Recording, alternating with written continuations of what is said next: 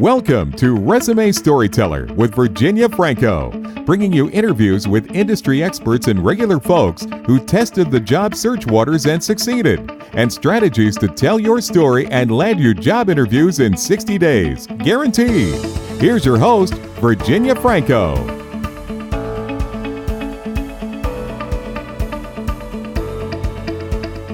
Hello, everyone. I am so excited to have with me today Carolyn Hauser. She was born and raised in Brazil and spent her professional career working as a management consultant there. But when crime became intolerable in her native country, she took a leap and embarked on a new life in Israel back in 2016. Although her Israeli language skills were still rudimentary, with the help of a non-governmental agency, she was able to land her first role as a project manager and a business analyst for a global company where her command of English sufficed. Unfortunately, her position was eliminated within 2 years as a result of an acquisition. So surprisingly, her second job hunt was a little longer, much more exhaustive, and much tougher than the first one.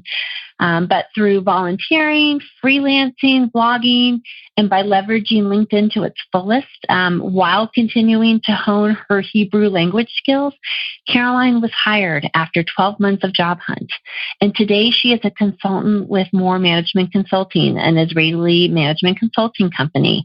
So I am so delighted to have Caroline with us today, or with me today, because this is my first guest that managed an international job hunt, and just excited to learn from you and see what worked and what didn't, so that other people in your shoes could learn from you.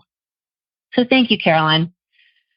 Thank you for having me, Virginia. I love your introduction. It's well, thank you. Yeah, it's a good story. Yeah, you made it short and very precise. Thank you. So you heard me give a quick overview of your career history, and obviously you had to find a job. Your job was eliminated. I'd love to know what made you decide to go in the direction that you did. Why did you choose to work for an Israeli company versus an international company where your language, you didn't have to work on your language, and why did you decide to go back into consulting? Tell me a little bit about that. Okay. So first of all, I started to look for positions in international companies. Everybody that I talked to, they said, you have an advantage. So use your language, use Portuguese and Spanish and English that you speak fluently, and don't fight for the same position as an Israeli. Fight for something that you have an advantage. So I tried. True. Yeah, I tried. I volunteered, as you said, to the Brazil-Israel Chamber of Commerce, trying to get some insight, some new proposal, new ventures, whatever that would come. And also I tried applying online in several international companies that we have here in Israel. And it was not working. So I thought I need to change my direction. So since I am here in Israel, they speak Hebrew, and it's also very important for, in my opinion, to advance my career. It was important also to speak Hebrew. So it was kind of decision to keep my mind busy. So I was studying, I was investing in myself, in the language that is spoken here, and also I thought I will be able to talk with my husband's friends in Hebrew, and maybe they can see that I am able to speak 4 languages instead of 3. So I thought it was an investment. Why I decided to go back to business consulting, actually, it's what I know what to do. It's what I know the best. It's it's just a bit difficult for me, because even making calculations in Hebrew is difficult. Like the numbers are different, and the way you do mathematics, and oh wow, even 10%, you're not speaking your own language, so it's very difficult. And I don't speak it for a long time. It's only right. Here for 4 years. So even the most simple things are difficult, but I try to write it down, everything that I understand. And even if I need to make a calculation, I say, let's wait. Let me insert here in the file so I can do the calculation. Right. You can see that for me it's just difficult to understand something. But I always try to smile and to be nice and to say, "Can you help me?" So I love that. And what also interested me about what you just said is, by being more fluent in the native language, it allows you to speak with friends, like you said, your husband's family, your husband's friends, and that's the first step to networking. And by sticking with consulting, which you knew, there were so many other new things you had to learn, new language, new country. So sticking with something that you knew that was comfortable, and I always recommend rather than changing everything, start with micro changes. I mean, that's exactly what you did. So tell me about the steps that you took that were different from the first time around to land this job that you have now. As I said, in the beginning, I was sitting behind the computer looking for open positions. And that, I think, is the main mistake most of the job seekers do. In U.S. as well. I did. And I think after 4 months only doing that and thinking my phone is not ringing, what's wrong? And then I started to read. I started to read the blogs like yours. And I started to research more about the job market, and I understood that it's I don't know if it's different, Brazil from Israel. I know Israel is very similar, is more similar to USA than Brazil, but I also read that in Brazil is also different. That networking is the key. Actually, I think it's universal. I really do. Yeah. So now I'm trying to help other newcomers that also come to Israel, and they are lost as I was. And I say, people, just stop sending CVs through the website. It's not going to happen if you don't go to networking events and to talk to people and introduce yourself and even volunteer yourself. Help the people that are there doing the talks and even the organizers. Help them so they will get to know you, and then they will get to care about you, and they will start to ask you about you, what are you looking for, and they will want to introduce you to other people. So for me, networking is that what you did? You found specific events related to the industry you were targeting and volunteered at those events to get to know the organizers? So here we have this. Israel is a country with a lot of immigrants, and we have a department in Tel Aviv municipality that they help all these newcomers, giving them free talks. So usually they have, it's very nice. Usually they have a lot of free talks about job search. So I went to most of these kind of networking events. Yeah. And I was there more to listen in the beginning. I was listening and writing and taking some ideas to my own job search. But then I realized that people that were there standing in front of, 30 people, 30 newcomers as me, they were in the job market. They were working in good companies here. So why not to approach them and to talk to them? Yeah. So this is what I started to do. I don't know, after my 10th meetup group that I went. And then little by little, I started to understand that this was the tool, the main tool that I should use.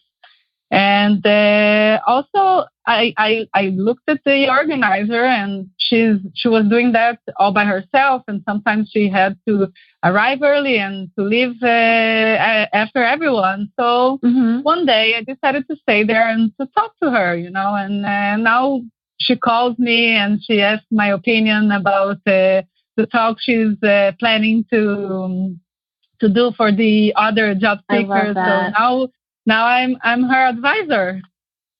I love that. Now, one thing I remember that was unique about your story, which is how you and I even got connected, is you started blogging. And you shared your blog with me. How did that come about? Actually, in those talks, I mentioned the Tel Aviv offer. I would say more than 2 lecturers, they mentioned that we should try to keep our mind busy. So they said, for example, to create to be a freelancer. For example, I am also a freelancer. I offered my Excel and PowerPoint capabilities. It didn't bring me lots of money, but at least kept my mind busy. Okay. And also they said about blogging. So I was thinking, what I'm going to write about. What can you write about? Sure. Yeah. So since I was becoming, let's say, a fanatic reader from all the blogs and all the help I could get from the internet, everything that I was reading, and I felt like I was succeeding. I was going further in the interviews. So I met a friend that she is a native English speaker. And she said to me, I am looking for a job for 4 months and I cannot find. And for English speakers to find a job here is much easier than for Brazilians or anyone with a different nationality. Because English, you can speak perfectly the language. Right, so, I know, lucky, yeah. So I thought, wow, if she cannot get a job and she's very qualified, what is her problem?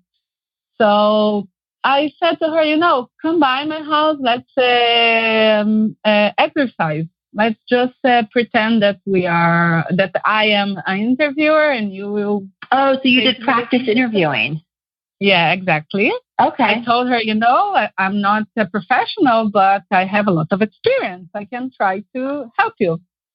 Okay. So we did it, and actually she passed. She got the job. Oh, okay. She did well in the interview then.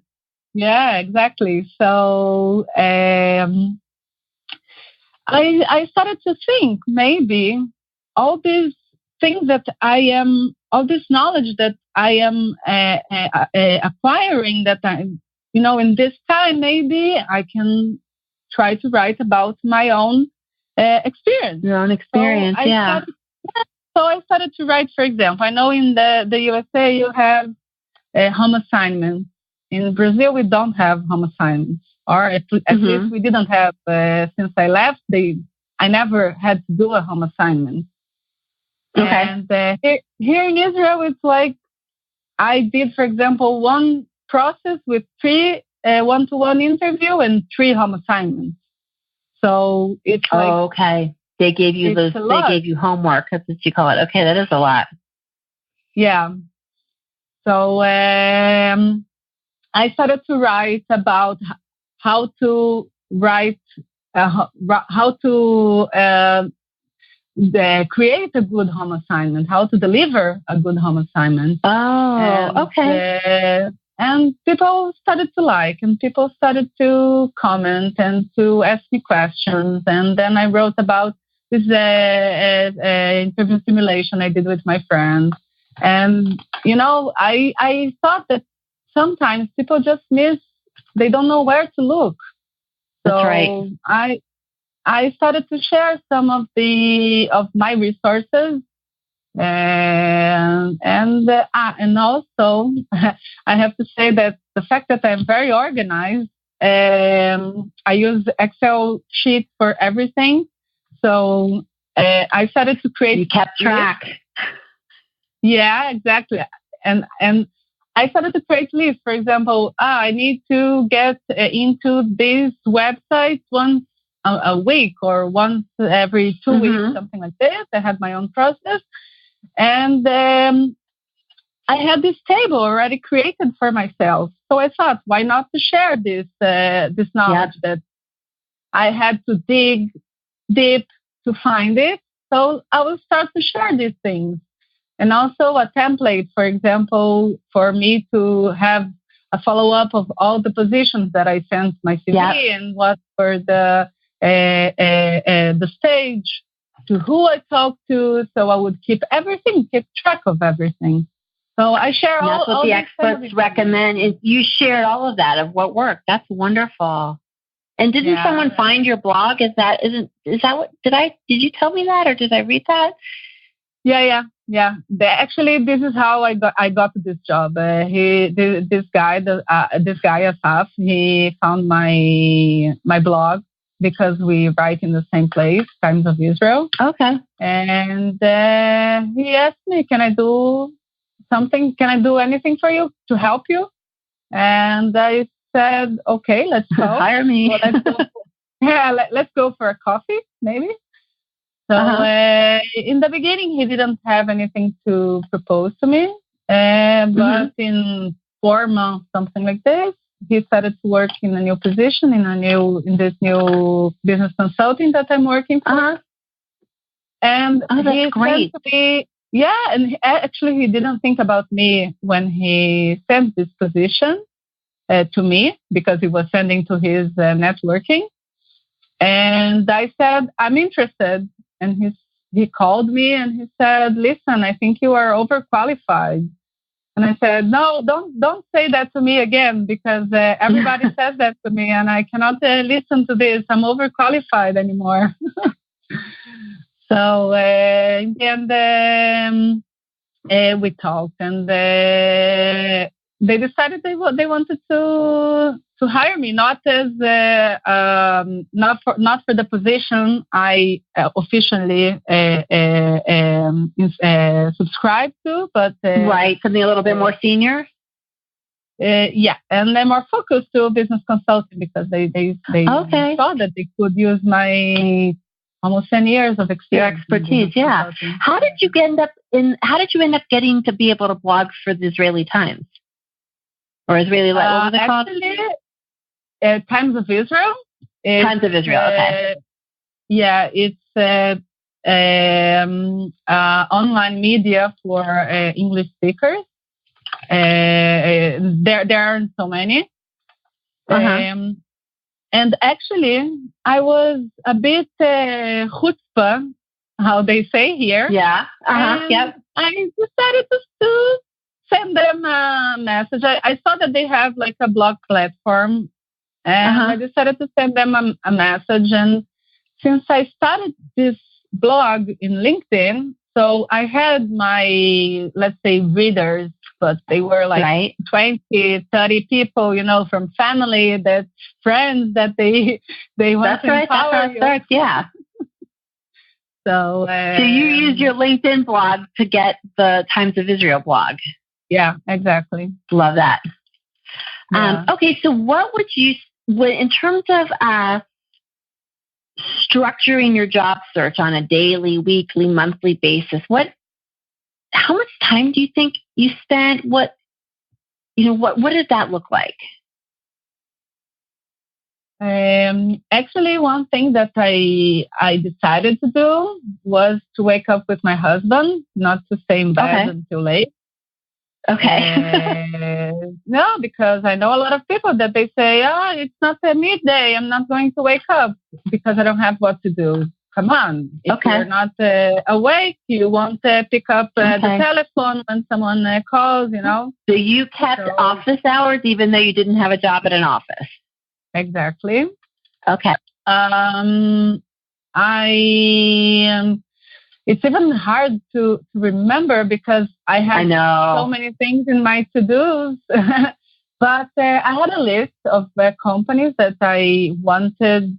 I researched about them, and I liked their products, or I liked their market. The culture and their all of that. Exactly. Okay. And also, I was trying to look for companies that they either wanted to make connections to Brazil or were doing already. So I could use my language, but this was not the number one. Right. And I would enter to those links to the career website, and I would check for open positions. So if I saw an open position that it was, at least, by reading, it was similar to what I do or what I know how to do,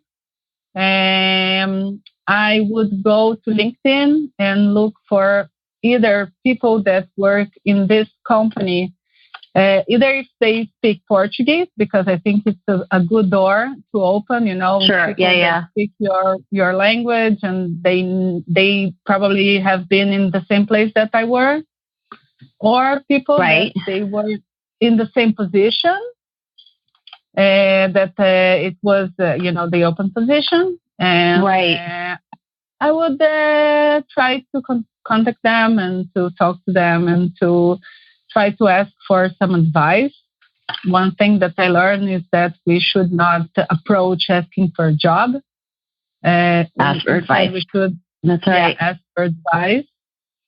Okay. And yes, I had a lot of no's. I had a lot of people that I added on LinkedIn, or I sent a message, direct message, and they didn't answer. But I tried to look on the half full glass.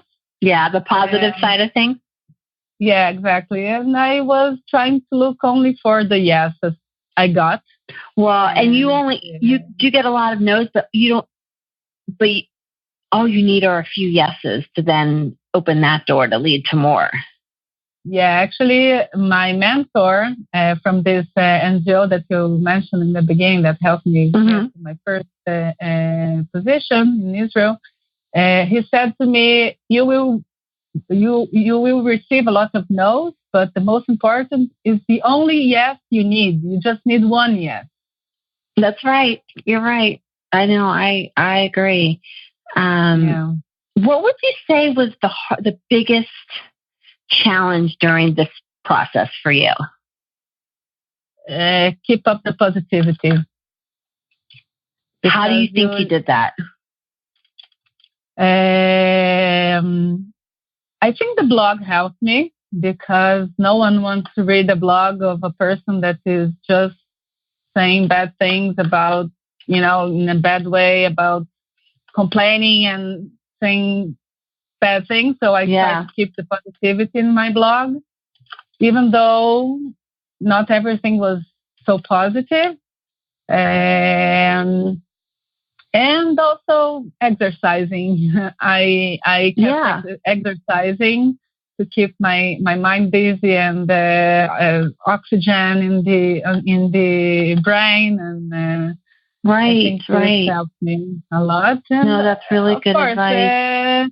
My friends and my husband and my family, everybody were like having to listen to me say, now I went to this phase, and now I went to this phase, and now I have to present a home assignment. And I shared with them my home assignment, and they would say, change this and change that. So I had a lot of support. Yeah, that's doing it alone. To me, that's the biggest way to lose a positivity, is to sort of be isolated with this. Yeah, you're right. What has surprised you the most? Was there something that you said, wow, I didn't expect this to happen when you were in this journey? This podcast. To be part of an international podcast. Yes. Very nice. Well, I love that you tagged me, and I was so grateful. I love you. Like I said, I love your story, and it's not that different from job seekers here in the U.S. It's more complex for you because it's new country and new language, but it's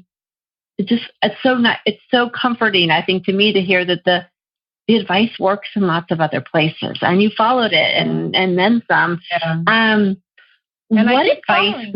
I keep reading. You continue to learn. Yeah. That's reading. Great. That's great. Yeah, because I think we have to.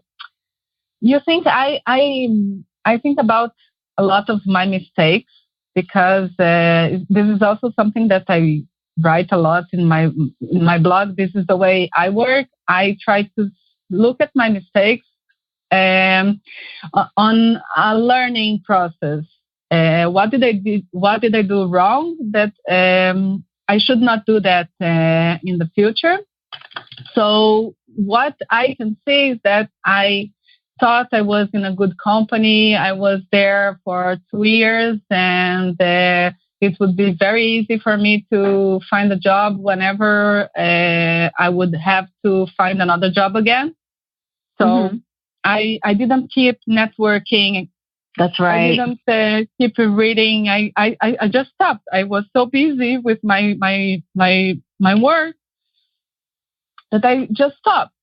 And when I was without a job, I thought, oh my God, so where should I start now? So I won't let that happen again. That's right. Go to networking events, even though I am working. You never know what can come out from. No, you're right. You're right. And I guarantee you, if you do embark in a future job search, it will be much shorter, because you have the network in place to make that happen. So what advice would you give to someone who's looking to make any sort of a jump, whether it's into your industry or any industry, or looking to make an international move? What's sort of the first thing? What do they need to have in place to get, to make it happen? One thing that I say that I miss, I don't see people doing that, is reading, listening to podcasts, and there are so many interesting things in the internet that we should not ignore it. So, and not only that, not only reading, but you guys that I know you and several more that are always, I comment on your posts, and you comment, and you are so open to answer people's questions that you don't even need to read everything. You approach the people. If you approach the people with the right question, you will receive the right answer, and you don't need to look so much. But yeah, and I found that as well when I was trying to learn and grow. When I approached people in the right way, they really were so generous with their time. And it led to jobs. It always did. You're right. And it learned to growth. It resulted in growth opportunities. But you're right. Reading, researching, listening. Yeah, exactly. I love that. Okay, so the last question then is, what's next for you? You've landed this job. You are teaching others. What is next on the horizon for you? I cannot share a lot. But I have a lot of ideas to help other new immigrants that are coming to Israel. I am trying to make connections to make the life of people that came after me easier than mine. Yeah. But I don't have anything yet concrete, so it's very difficult for me to share. But I love that you're passionate about helping other immigrants, and helping them to ease their way. Yeah, because maybe I got to the right persons. Of course, as I told you, I got a lot of no's, but I prefer to look on the lots of yes that I got, so I can maybe try to help people that they can skip a bit of this frustrating time and to jump to the action and to do it, to make the right question, to connect to the right people.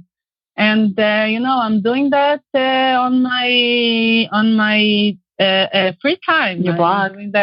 Yeah. I'm doing at night, on the weekends, on commuting, and I'm trying the way I can. I know I won't be able to help everybody, but whoever I can, I'm trying. And do you know the phrase "pay it forward"? Have you heard that before? Pay it forward? Yes. So that's what you're doing. Yeah. You're paying it forward. I love that. Well, Carolyn, thank you so much. I know it's late there, but I thank you for sharing your story and your lessons learned. I learned a lot, and I think other people will too. Right. Thank you for inviting me. I was very flattered when you invited me, and I wanted to do this. I'm so excited to connect. I know how busy you are. No, thank you. You've been listening to Resume Storyteller with Virginia Franco. To learn more about storytelling strategies to catch the eye of today's skim online readers, hiring and decision makers, go to www.virginiafrancoresumes.com.